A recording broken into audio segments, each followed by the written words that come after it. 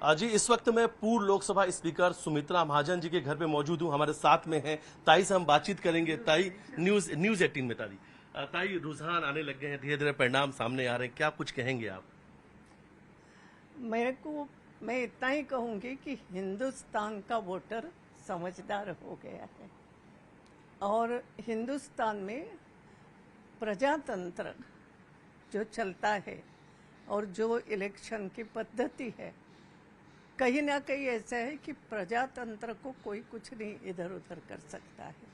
लोग अपने तय सोचते भी हैं और अलग अलग जगह पे अलग अलग वोटिंग ये दिख रहा है हमें।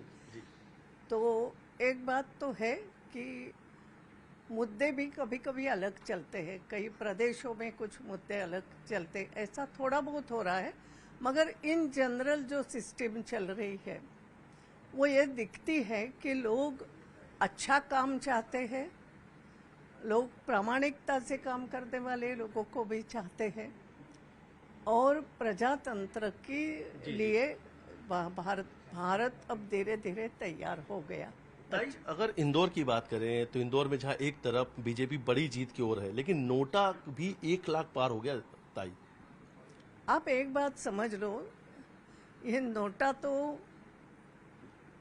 एक सूझ आ गई उनको। कांग्रेसियों ने सोचा अब करे तो क्या करे, लेकिन कांग्रेसी वोट इंदौर में 2 लाख 3 लाख तो है ही।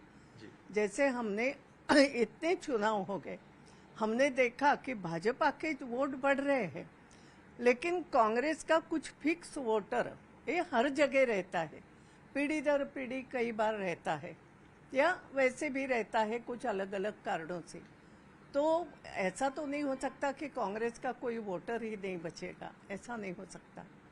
और जब ये स्थिति आ गई ऐसे समय पे आपने कांग्रेस के व्यक्ति ने विड्रॉ कर दिया, जो भी कुछ नाटक इंदौर में हुआ, मैंने इसलिए पहले कहा प्रजातंत्र में वोटर भी समझदार हो गया कि ठीक हो रहा है कि नहीं हो रहा है कुछ बातें। और कांग्रेस का वोटर अब जाएगा तो कहाँ जाएगा?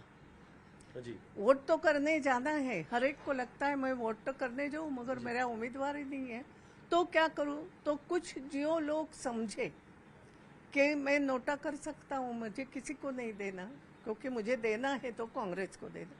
हो सकता है इससे इतना ही होगा कि अगर 1 लाख 2 लाख तक भी नोटा पहुंचता है तो उतने तो कांग्रेस के फिक्स वोट है, उसके आगे फिर इधर उधर के जमा हो जाते, मगर थोड़ा बहुत इसका भी एक असर कहीं ना कहीं कर गया कि लोग समझते कि जो ऐसा नहीं होना चाहिए, प्रजातंत्र में ये उचित है कि नहीं। इसलिए मैंने शुरू में कहा कि प्रजातंत्र हिंदुस्तान में मजबूत हो गया। ताई, मध्य प्रदेश में तो क्लीन स्वीप नजर आ रहा है, 29-29 सीट, लेकिन थोड़ा सा उत्तर प्रदेश में नुकसान भी नजर आ रहा है।